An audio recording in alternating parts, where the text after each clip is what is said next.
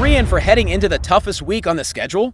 Commanders, this is getting brutal as we gear up to face Patrick Mahomes on Monday Night Football. The news I've got for you today is a wild mix of panic, hope, and decisions that Adam Peters has to make right now. We're talking about our star quarterback being out again, a legendary vet who just can't keep up anymore, and a golden trade opportunity that could flip everything.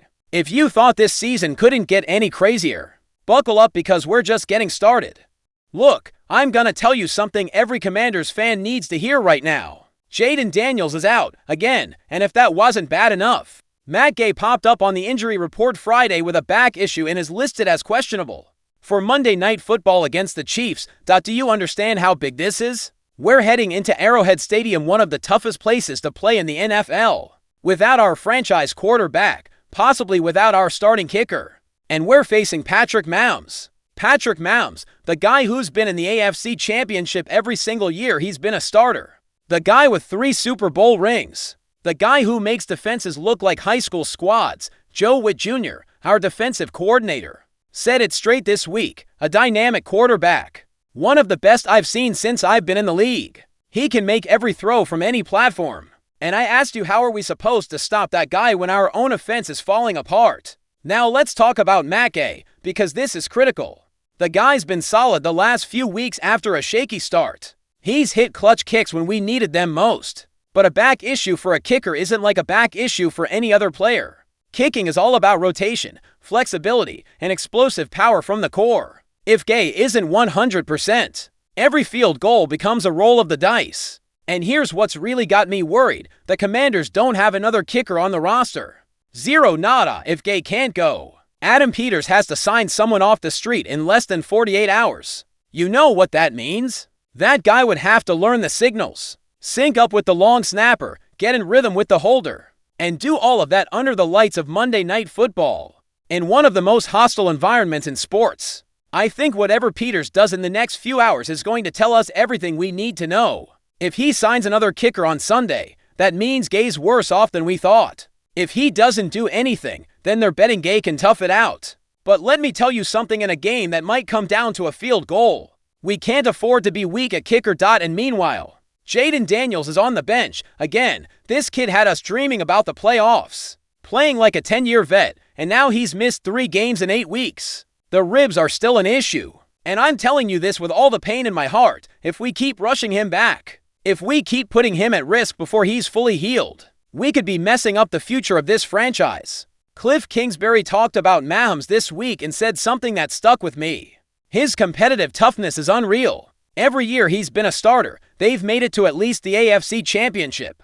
You know why Mahomes can do that year after year? Because the Chiefs protect him. They don't put him in situations where he could get hurt and derail his career. We need to learn that lesson now with Jayden. Yeah, we want to win. Yeah, we want to compete. But if we lose our franchise quarterback for the rest of the season because we rushed him back, then what's the point of all this? Dan Quinn has to be smart here. Marcus Mariota is going to have to carry the load Monday night. And we all know that's asking a lot against this Kansas City defense. But here's the question I'm asking you. Are the Commanders being too cautious with Jayden? Or not cautious enough? Because from where I'm sitting, it feels like we're stuck in a dangerous limbo where we're not fully protecting our future, but we're also not letting him play when he might be ready. Now let's talk about something nobody wants to admit, but we're all seeing every Sunday. Bobby Wagner, future Hall of Famer, leader of our defense. The guy Dan Quinn brought in to change the culture. He can't play every down anymore. I know that's tough to hear. Believe me, it's tough to say. Bobby Wagner is a legend. 14 years in the league. Multiple Pro Bowl selections. Second in the NFL in tackles this season with 73. To sacks. On paper, the numbers look fine. But when you watch the tape, when you really break down what's happening on the field, the truth is impossible to ignore. Opposing offenses are targeting Wagner and Frankie Lovou in coverage, and they're having success. They're a step behind, especially on obvious third-down passing situations. And you know what's most frustrating? Lovou was a second-team All-Pro in 2024, and this year he's been one of the most disappointing players on the roster. Joe Witt Jr. announced this week that Jordan McGee is going to have a bigger role, starting with the Kansas City game. And let me tell you something, that decision wasn't made because McGee suddenly turned into a beast in practice. It was made because Wagner needs fewer snaps. The man is 35 years old. He's played over 100 games in his career. The body just doesn't respond the same anymore, and look, I respect everything Bobby Wagner has done for this team. His leadership has been priceless. His experience has helped the young guys grow faster. But football is a game of speed, explosiveness, and reaction. And when you're a step behind against modern offenses designed to exploit exactly those weaknesses, it doesn't matter how much experience you have, the Commanders' defense looks old and slow. And it's not just Wagner. The whole front seven is struggling. We lost Dorrance Armstrong Jr. for the season with a knee injury. Darren Payne's dealing with a toe issue and hasn't practiced all week. Marshon Lattimore isn't playing at the level we expected when we brought him in. So I ask you, what's Dan Quinn supposed to do with this? How do you tell a future Hall of Famer he needs to sit more? How do you manage that locker room when your defensive leader is getting his roll cut? But here's the reality. If the Commanders want any shot at competing in the second half of this season, they have to make changes on defense. Jordan McGee is one of the most underrated building blocks on this roster. The kid can run, he can cover, he's got the speed we need. And we also need to see what Kane Medrano, our 6th-round pick, can do. Because right now, we've got nothing to lose. This defense needs to get younger, faster, more explosive. Yeah, that means Bobby Wagner's going to play fewer snaps. Yeah, that means we're going to lean on inexperienced players. But you know what? The alternative is doing the same thing and expecting different results. And we all know that's the definition of insanity. Wagner still has value in specific situations. First downs against the run, goal line packages, moments where his experience and ability to read offenses can make a difference. But on 3rd and long, when we know a pass is coming, when we need speed and coverage, we need younger guys on the field. And I'll say this, Father Time is undefeated, never lost. And eventually, he catches up to everyone, no matter how great you were. Bobby Wagner is an all-time great, no doubt. But it's time to adjust his role to maximize what he can still do while minimizing the areas where he just can't keep up anymore. And now, Commanders, here's where things get really interesting. Diana Russini from The Athletic reported Saturday that the Jacksonville Jaguars are listening to offers for wide receiver Brian Thomas Jr.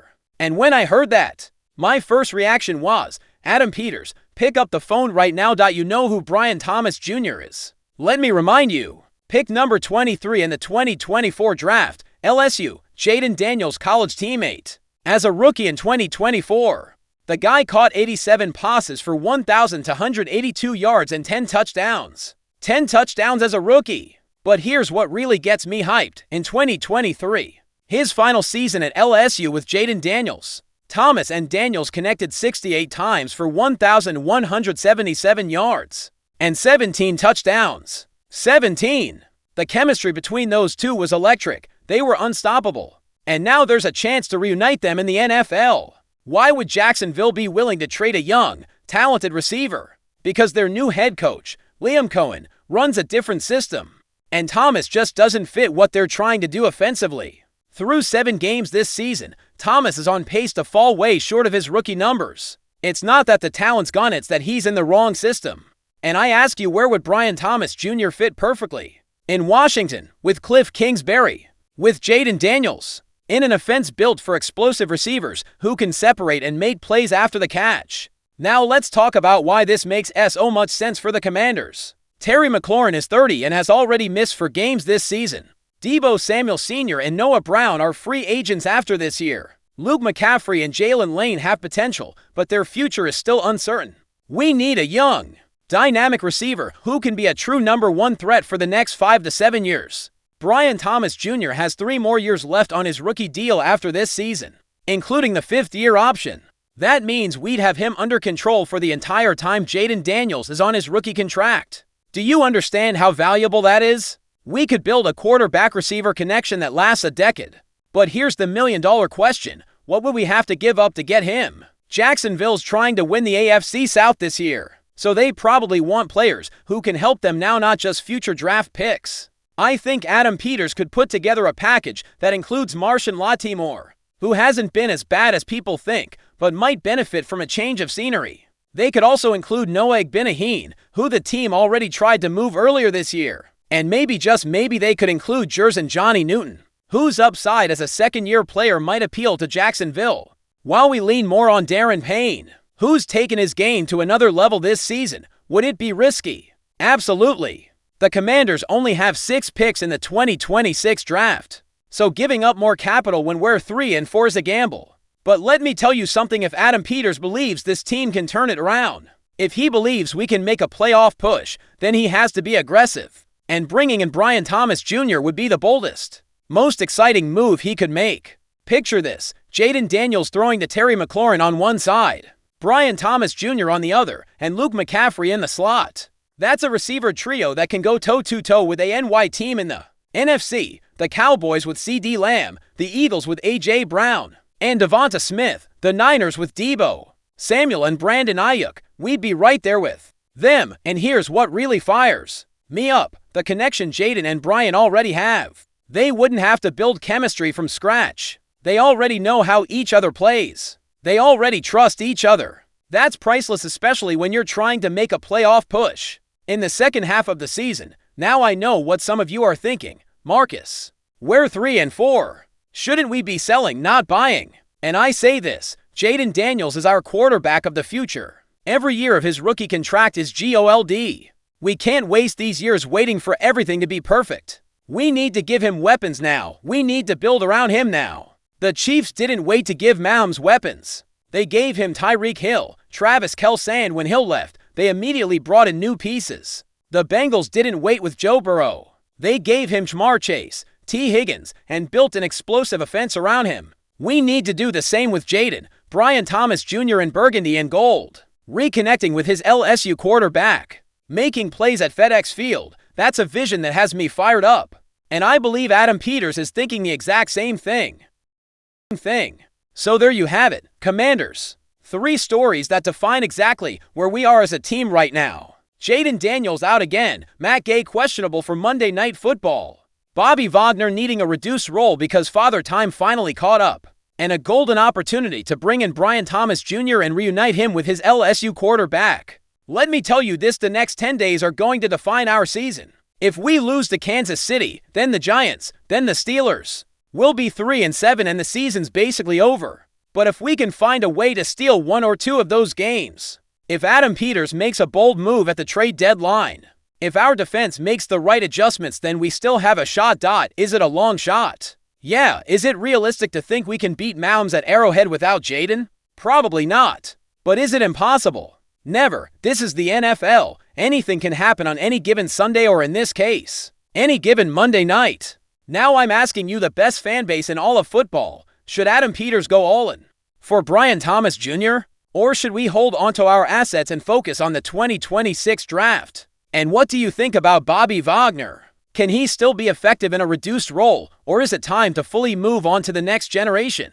Drop your answers in the comments. I want to know what Commanders Nation thinks about these huge decisions. And if you're not subscribed to this channel yet, what are you waiting for? We're a family here. We live and breathe Burgundy and Gold together. We suffer together in the losses and celebrate together in the wins. Smash that like button if you want Adam Peters to be aggressive at the deadline. Subscribe if you believe we can still turn this season around. And turn on notifications, because I guarantee you we've got more explosive news coming tomorrow. See you in the next video, Commanders. Keep the faith, keep the hope, and remember, hail to the Redskins.